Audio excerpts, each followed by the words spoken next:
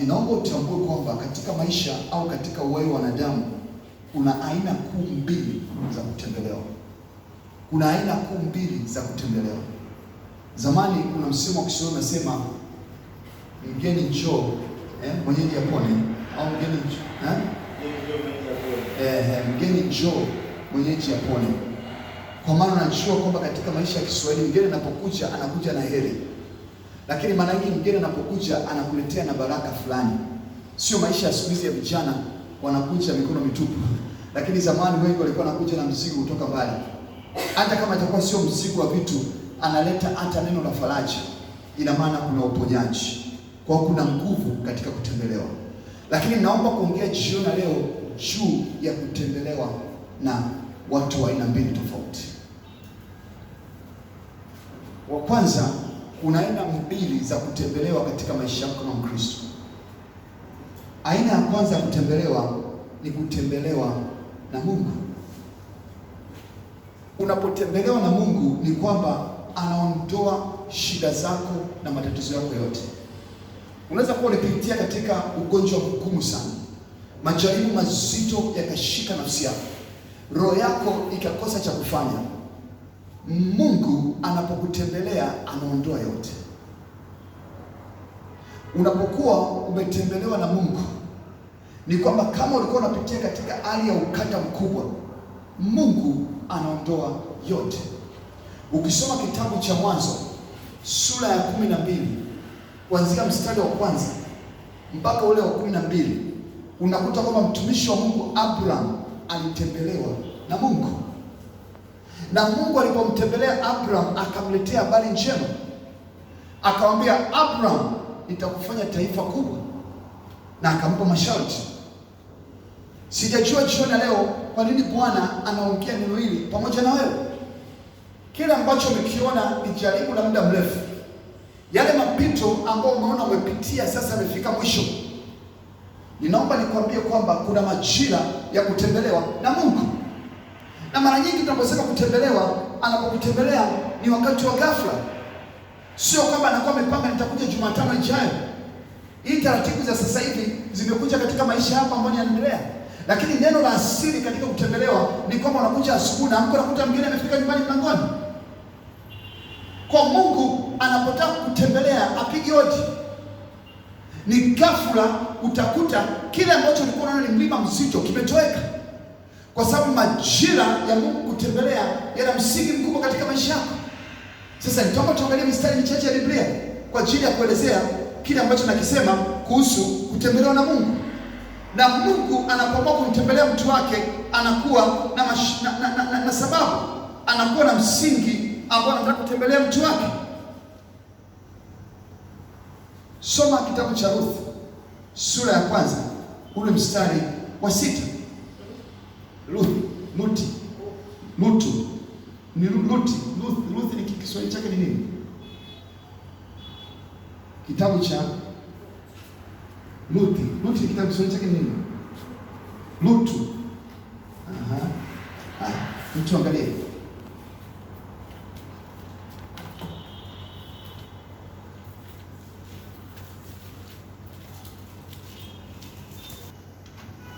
Lutu sura ya 6. Ndipo alipoondoka yeye na wakweze ili kurudi nchi ya Moabu, maana huko katika nchi ya Moabu amesikia Bwana amewajiria watu wake na kuwapa chakula. Alisikia majira yamefika katika nchi mojawapo, Mungu amewatembelea watu wake. Mungu amewatembelea watu wake. Kama kuna jambo unatakiwa uliombe katika maisha yako, Baba nitembelee. Ndio maana kuna wimbo wa Kikristo unasema nitembelee Bwana, nitembelee. Wangapi wanajua?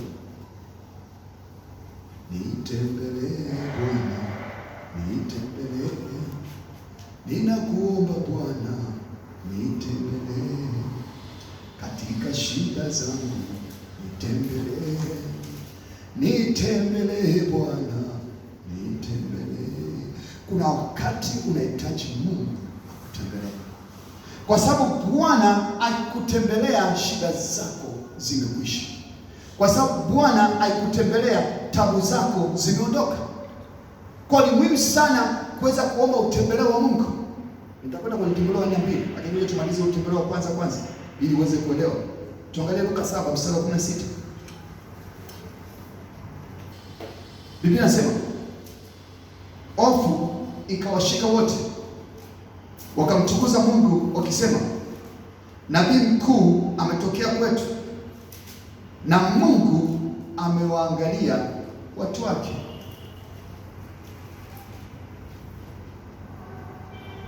Kila mwanadamu anatamani siku moja atembelewe na Mungu. Sasa Biblia ya Kiswahili imetumia lugha kidogo tofauti. Biblia ya Kiingereza inaita visitation, kutembelewa. Biblia ya Kiswahili inaongea habari za kuangalia au kuajiria. Majira Mungu anapoajiria watu wake ni kwamba kuna mgeuko unatokea. Sema, Baba, ninakuomba jioni leo unitembelee kwa nguvu na kwa moto katika jina la Yesu Kristo. Inua sauti yako, Baba, ninakuomba katika shida yangu hii. Baba, naomba unitembelee kwa nguvu na kwa moto katika jina la Yesu Kristo. Mwenyezi Mungu, nitembelee jioni leo katika maumivu na upitia. Baba, ninaomba unitembelee katika kidonda kisichopona. Bwana nitembelee. Bwana nitembelee katika jina la Yesu Kristo. Baba, ninakuomba utembelee maisha yangu. Baba, ninakuomba utembelee maisha yangu. Baba, ninakuomba utembelee maisha yangu katika jina la Yesu. Katika jina la Yesu. Katika jina la Yesu. Mungu wangu, nimetembea kwenye mlima huu kwa muda mrefu. Nimetembea katika shida hii kwa miaka mingi. Baba, jioni leo ninaomba Mungu wangu, majira kutembelewa na wewe yatimie sasa. Baba, sitakata tamaa, maana najua kwamba kuna tumaini. Ninakusihi Mwenyezi Mungu, ninakusihi Bwana wa Bwana, unitembelee sasa. Nitembelee katika tabu yangu hii. Nitembelee katika ugonjwa wangu. Nitembelee katika kukosa kazi kwangu huku. Nitembelee katika umaskini wangu. Nitembelee katika ndoa yangu hii. Nitembelee katika shida yangu hii. Bwana nitembelee. Bwana nitembelee. Baba, nitembelee biashara yangu. Baba, tembelea biashara yangu. Baba, tembelea biashara yangu katika jina la Yesu. Katika jina la Yesu. Katika jina la Yesu. Katika jina la Yesu. Katika jina la Yesu. Katika jina la Yesu. Katika jina la Yesu. Katika jina la Yesu. Katika jina la Yesu. Baba, asante, maana wewe ni mwaminifu. Hakika umetenda zaidi ya vile nilivyowaza, zaidi ya vile nilivyofikiri, katika jina la Yesu Kristo. Mungu wangu, ninakushukuru maana wewe ni mwema, katika jina la Yesu Kristo. Amen. Kwa huu ni mtembeleo wa kwanza. Huu ni mtembeleo wa kwanza. Ngoja nikwambie. Kuna mtu alikuwa anaitwa Daudi, Ayubu. Ayubu alikuwa ni mtu ambaye Mungu amempa mali na utajiri mkubwa sana. Kama ni leo, basi alikuwa anamiliki majumba, anamiliki na miji, anamiliki magari, anamiliki na farasi, anamiliki vitu mbalimbali vya dhahabu. Hata alikuwa anafanya party kila siku, kwa sababu pesa haikuwa tatizo katika mikono yake. Mungu alimjalia watoto zaidi ya 6, akampa mke aliye mwema, akampa neema nyingi. Lakini siku moja Ayubu akatembelewa na mtu mwingine. Sasa utembeleo wa pili ambao tunataka kujiona leo ni utembeleo wa shetani. Ulikuwa na ajira, ghafla ajira inaota nyasi. Ulikuwa na hela kwenye akaunti, ghafla hela zote zinapokutika na ujui imetokea nini. Ulikuwa na afya nzuri, ghafla afya inaharibika. Ulikuwa na jambo zuri linaendelea mbele zako, ghafla upepo unageuka, unakuwa mwingine. Ngoja nikupe mfano. Bwana Yesu mwenyewe alifika hatua alitembelewa na shetani. Tusome katika kitabu cha Yohana sura ya 14 mstari wa 30. Yohana Mtakatifu 14 mstari wa 30. Biblia inasema, Yohana Mtakatifu 14 mstari wa 30. Biblia inasema, mimi sitasema nanyi maneno mengi tena, kwa maana yu aja mkuu wa ulimwengu, wala hana kitu kwangu. Majira alifika, Bwana Yesu anataka kutembelewa na shetani. Anajua mbele yake anaenda kuteswa msalabani. Yesu ambaye alikuwa akitembea barabarani, Bwana Yesu, wale watu wanapona, viwete wanasimama, vipofu wanaona, wenye shida wanafunguliwa, wenye njaa wanapewa chakula. Bwana Yesu anaona mbele yake kuna mgeni anakuja, na mgeni huo sio mwingine bali ni utembeleo sio wa Mungu tena. Kumbuka, Bwana Yesu anaanza huduma, ghafla Mungu anashuka kama ua katika kichwa chake na kusema, huyu ni mwanangu mpendwa nimependezwa naye, msikilizeni. Alitembea kwa ushindi, alitembea kwa ujasiri, mpaka watu wanataka kumfanya mfalme katika nchi. Lakini majira amekuja sasa, adui ambaye ni mkuu wa ulimwengu anataka kumtembelea Bwana Yesu. Majira hayo yako kwa kila mwanadamu. Kuna majira shetani akiona amekushindwa kwa namna zote, unaulizi kila mahali. Umekutana na watu aina hiyo. Usiku mtu akalishwa chakula, akakamatwa usiku wakati amelala usingizi, akalishwa chakula cha kishetani, na baada ya kulishwa kutoka pale ilibidi atumie akaunti zake zote alizokuwa nazo kwa ajili ya kutibu ugonjwa. Kutoka pale ilibidi ndugu zake na watoto wake wakosa hata sehemu ya kusoma shule, kwa sababu pesa iliondoka. Maisha yaligeuka tena nyuma kule alikotoka. Hakukuwa na namna. Adui alimtembelea kwa ujanja. Ndio maana katika kitabu cha Mithali sura ya 13 mstari wa 25 anasema kwamba wakati watu wamelala usiku, adui akaja akapanda magugu katikati ya ngano. Mtu alikuwa anaishi vizuri na ndoa yake vizuri na mume wake, ana maisha mazuri. Siku moja amelala, akaja jini mahaba akamtembelea, na baada ya kumtembelea ndoa yake haikuwa tena vile. Mume ambaye alikuwa anamwamini akaanza kumchukia. Ndoa ambayo ilikuwa na watoto wazuri waenda shule ikaanza kubadilika. Na ghafla mwanamume akakamatwa na kibindi cha ajabu huko, na akaacha familia akatelekeza, mpaka nyumba ikapigwa bei. Tembeleo wa uovu ndio kazi anaifanya shetani. Ndio maana unatakiwa ujue unaweza kutembelewa na watu aina mbili tofauti. Unaweza kutembelewa na Mungu, lakini pia tambua majira anaweza kupita ukatembelewa na shetani. Wakati mwingine, ngoja nikwambie kitu, sio kwamba ulikuwa na tatizo, lakini inawezekana Mungu alikupa baraka nyingi sana ukavimba kichwa. Ulipopumba kichwa ukapata mlango, utakuelezea baadaye mlango mbalimbali ndio anaotumia. Ukapata mlango, utakuelezea milango ambayo shetani anaitumia kutembelea watu. Kwa sababu hivi wewe unaulizwa Mungu. Hivi wewe ni muumbaji. Lakini kuna milango ambayo ukiruhusu adui anapata nafasi. Na anapokuja na kutembelea na kuharibu chote ambacho Mungu anakuwa amekiweka katika maisha yako. Mwingine usiku alikuwa amelala, kikaja kiumbe kifupi, kina mikono mifupi, kina miguu mifupi, kikampiga kichwani. Toka siku hiyo alipoamka asubuhi ni kichwa kichwa kichwa kichwa kichwa kichwa kichwa kwa miaka 15, mpaka Mungu alipokutana na mtumishi mmoja wa Mungu na akatambua nini kimetokea katika maisha yake.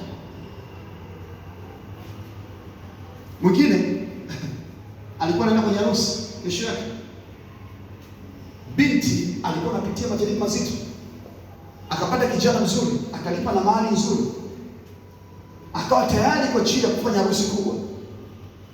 Siku ya harusi, usiku wake akaota anakunywa pombe, akanywa pombe mpaka kalewa sana.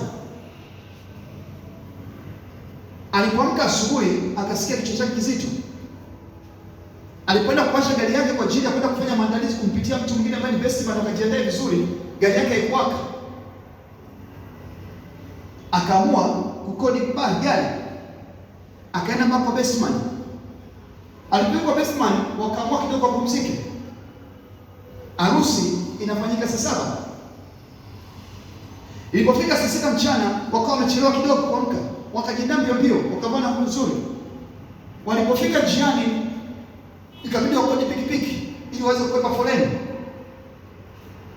Yule mwenye pikipiki kwa sababu kutaka ajali, kuna gari inakuja, ikabidi aingie kwenye mtaro. Suti nzuri alizovaa zikawa na maji ya matope. Kule binti anaanza kupiga simu saa 6, 7 na 7 inaelekea. Walipotoka pale wakaamua tafute nguo yote, ikabidi aende kwa best man tena kuchukua nguo za best man, ikabidi avae nguo zote za zamani ambazo zilikuwa ni suti, hata kama ina mziki, lakini akasema tuwe kwenye harusi. Wakabidi tena wachukue pikipiki. Walipofika karibu na sehemu ambapo kuna kanisa, mtu akawa anafungua gari mlango. Ile pikipiki ikagonga mlango wa gari. Wote wakaanguka chini tena mweleka. Kijana alitoka pale akajitambue, akalazwa hospitali. Harusi ikafutwa. Ndugu yangu, dunia ina vita vingi. Sikwambia ya kutisha, bali nataka kumtambua adui yako na ujue ana hila nyingi za kuweza kufanya mambo mbalimbali ya kuweza kukuharibia. Kwa kuna vitu vingi. Wakati wa kutembelewa ni wakati ambao ni mgumu sana, ni wakati ambao unatisha. Mwanafunzi amesoma vizuri, amelala usiku, anajiona anaingia kwenye mtihani, anafeli mtihani, anashindwa kumaliza mtihani. Kesho yake anaamka asubuhi, anaingia kwenye mtihani, anasikia usingizi mzito. Kabla hajajua akafeli.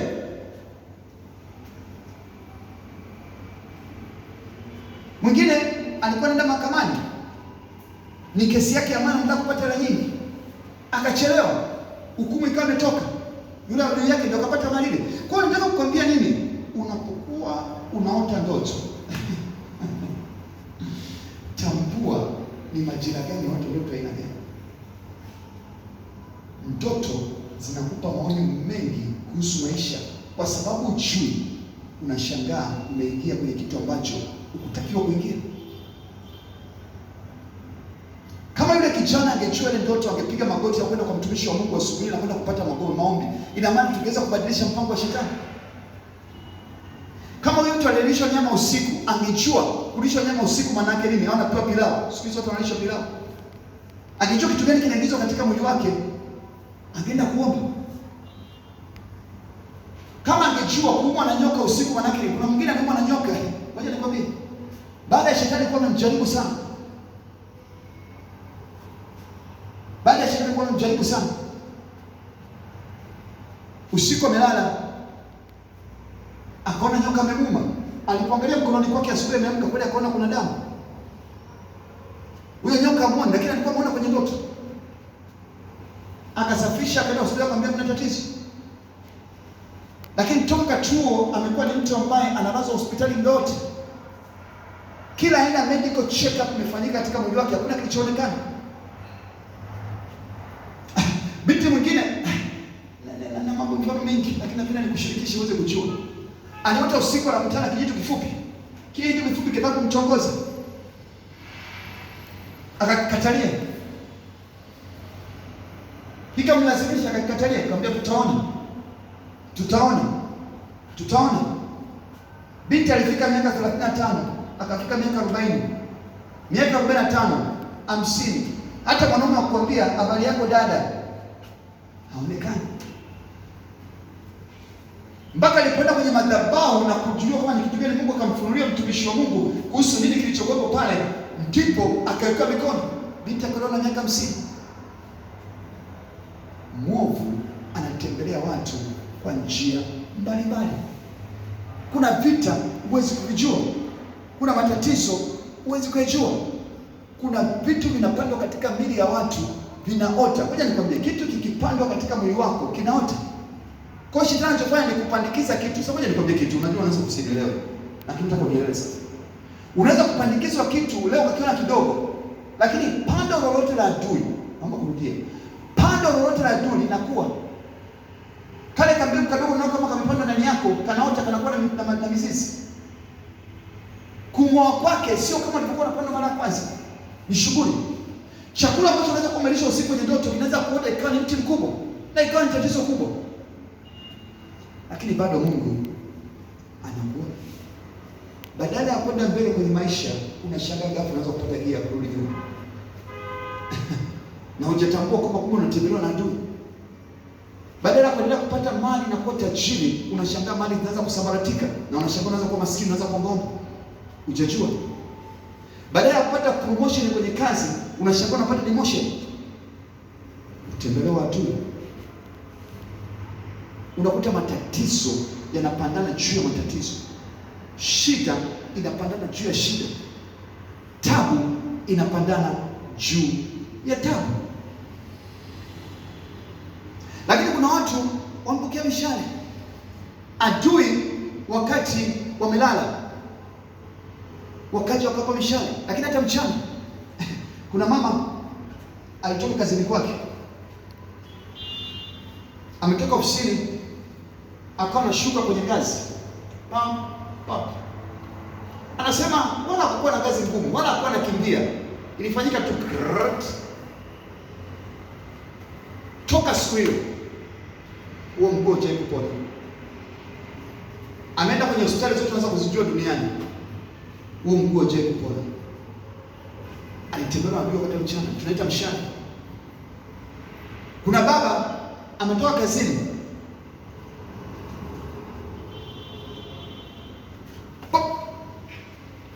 moyo umekamata, ana historia ya ugonjwa wa moyo, hajawahi kuwa na tatizo lolote. Moyo baada ya siku mbili akaondoka, adui akammaliza. Nataka kuambia kitu gani? Kuna utembeleo ambao sio Mungu, lakini bado Mungu ni mwema. Mungu anaweza kuokoa na utembeleo wote ambao uko jioni leo katika maisha yako. Ndio maana umekuja katika ibada hii, maana Bwana ameamua kutembelea. Bwana akitembelea, shetani anakimbia. Kwa maana nuru na giza hawezi kukaa pamoja. Tatizo Biblia inasema kwamba watu wangu wanapotea kwa kukosa nini? Maarifa. Kwa hiyo unadhani jambo la kawaida, kumbe tayari adui amekutembelea na umekosa hata kuomba. Unasema mapenzi ya Mungu. Unajua kuna ujinga unasema kwamba unajua ni mapenzi ya Mungu katika Kristo Yesu. Alikwambia nani? Mtunga mwenyewe. Ndio, inawezekana ni mapito kwa mapenzi ya Mungu, lakini sio katika neno lilosema. Nani alikuthibitisha kwamba ni mapito ya Mungu? Mtumishi wa Mungu Paulo anamwambia Timotheo, hilo tumbo lako linakusumbua, tumia mvinyo kidogo. Paulo anasema nina mwiba ndani yangu, nimeomba mara 3 uweze kuondolewa, lakini Bwana akaniambia neema yangu yakutosha. Mungu anakupa wajibu, lakini pia Mungu nia yake sio kushusha chini. Anakufanya chochote kwa ajili ya kuinua, sio kurudisha nyuma, anakupeleka mbele. Ndio makusudi yake. Milango inayoruhusu utembelewa shetani. Milango gani ambayo shetani anaitumia kwa ajili ya kutembelea watu wake? Sasa kuna milango kama 6, lakini iko mingi ambayo nakueleza jioni leo. Tunaita ni simaku za nguvu za giza, simaku za utembeleo wa shetani. Yaani ikikukuta imekukamata, ikikukuta imekukamata.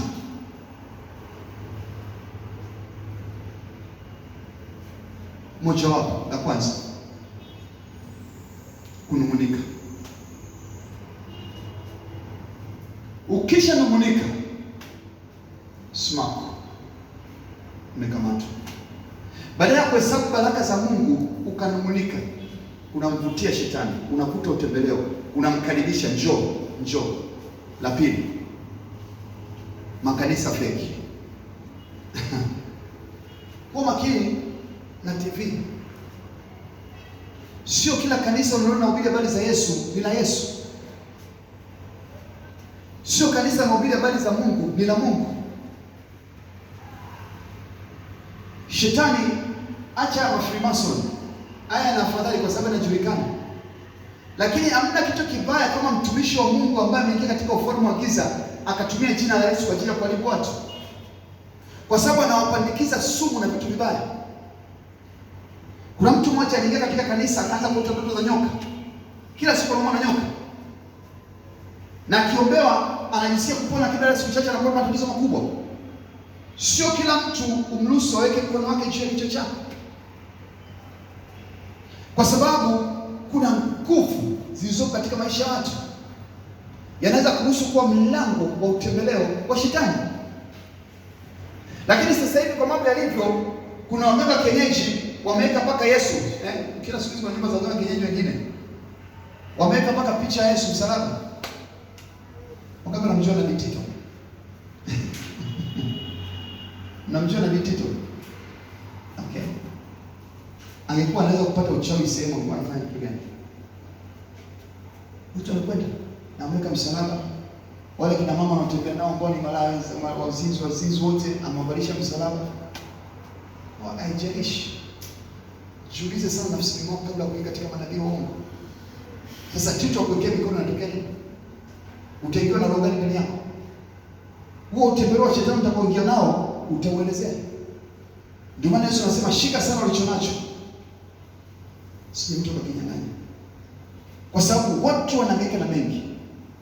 Kuna wakati nilikwenda Nigeria, kuna mtumishi mmoja wa Mungu, sipendi kumsema kwa sababu siruhusiwi, mkubwa kwenye TV. Ukikaa na kanisa kule Nigeria, wanakuambia tunakuwa na mashaka na nguvu yake anayotumia, lakini ukimwona ni mtu mkubwa na unaona kama kuna miujiza na kuendelea, lakini ukienda ndani na kundua kwamba kumbe sio kweli, kuna vitu vinaendelea ambavyo ni tofauti sana. Sasa ukaenda kwenye huduma ile, badala ya matatizo yako kutoka yanaongezeka. Kwa ndio maana ndiko makini, kwa sababu inaweza kusumbua. Lakini mlango wa 4 wa 3 ni manabii wa shetani. Ngoja nikwambie, kuna dada nilikutana naye, alikuwa na boyfriend na mwanaume sijui wake. Baadaye akajisikia kama yule mwanaume anamnyanyasa, kwa akaamua kuachana naye. Yule mwanaume akamwambia, nimekulani, kama utakuja kupata mwanaume wewe katika maisha yako tutaona. Kama kuna siku utakuja kufunga ndoa wewe tutakuona. Na kama utakuja kuwa na kazi nzuri wewe tutaona. Haikupita muda, ajira ikafa. Binti akaingia kwenye maisha ya ulevi, kwa mtumishi mzuri, kapoteza mwelekeo. Tunasema mlango mwingine ni unabii wa manabii wa uongo au laana za manabii wa uongo. Njia nyingine ya nne. Njia 4 ni upako feki. Ndio maana kile sio kwamba kila naenda Nigeria nilete mafuta upako.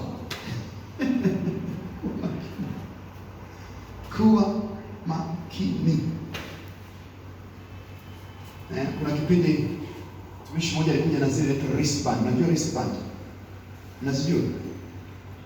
Ile kama kinini? Wristband, unazijua? Ndio Kiswahili.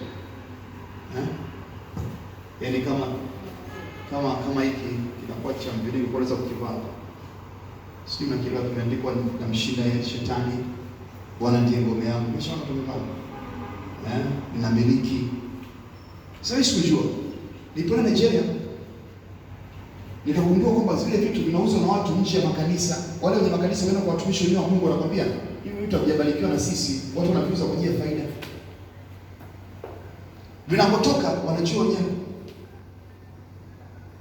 Kwa vinauzwa lakini haviuzwi na kanisa. kanisa liuzi. Kwa kuna watu pale wanafanya biashara nje, ndio wanachukua zile, wanazipakia kwenye magari, wanazileta huko. Kwa hiyo unaona imeandikwa nitamshinda shetani kwa nguvu ya Mungu. Ndio right. Unajua zimepitia katika madhabahu gani? Nilishangaa sikujua mimi. Au unakuta mafuta yanauzwa, yanatengenezwa maarufu nje ya kanisa. Yameandikwa jina kabisa, prophet sijui nani. Lakini sio yalitoka ndani ya kanisa lile. Wanakwambia mimi siuzi mafuta, mimi sijauza mafuta. Kwa unachukua unakuja Tanzania, aisee na mafuta upako kama tulivyozoea kazi zetu. Napaka. Inachotokea shetani na kupoza kidogo. Akirudi mara ya pili kutembelea, amekumaliza. Mtu ambaye ulikuwa na hatima kubwa ya utukufu, unarudi sifuri. Mtu ambaye unatakiwa usimame katika ushindi mkubwa, unarudi katika matatizo. Kwa nini kuwa makini? Ni milango, nakupa tu milango uweze kutambua, kwa sababu usipotambua huwezi kunielewa. Lakini ukitambua itakusaidia. Njia ya tano ni kupitia mambo ya tendo la ndoa. Ngoja nikwambie, nilikutana na binti alimsikiliza mtumishi mmoja wa Mungu kwenye redio. Yule mtumishi akaanza kumfuatilia. Na ukishaona mtumishi anakufuatilia na kumwambia sijui vitisho, unachua wewe. Yaani ukiangalia maisha yako unaona kama kuna nyoka linakuja usiku. Nimeona kuna simba anakufukuza, nikasema nikupigie binti yangu. Maana unapata shida. Sijasema Mungu hawezi kuongea na mtu namna hiyo, anaweza kuongea na mtu namna hiyo. Lakini siku zote jiulize nafsi yako, kama una amani, kama unaona wasita, ukishaona hatua ya kusita imeanza, kusiendelee. Stop it. Kwa sababu Mungu anaongea na wewe. Kwa binti akakubali. Jamaa akaanza kunena mbao kwenye simu. Akaambia sasa tukutane kwenye guest kwa Buruni. Alipokuwa mshindi yule binti akutana na mtumishi Buruni kwenye guest. Akamvua nguo zote, akaanza kumpaka mafuta ya upako na wakati na kutakasa. Na baadaye akafanya vitu ambavyo vitaki kufanya. Hali ya binti yule leo ilikuwa ni mbovu na mbaya kuliko alikuwa kabla hajakata kumjua Yesu. Mlango wa kutembelewa na adui. Kwa ni vita. Na lazima uwe macho sana. Lazima uwe macho sana kwa sababu kuna milango mingi ambao tutaendelea siku nyingine. Iko mingi sana kwa sababu ya muda wetu. Milango kama 12 tutakuja siku nyingine tujifunza vizuri zaidi. Sema kila ya adui iliyojiingiza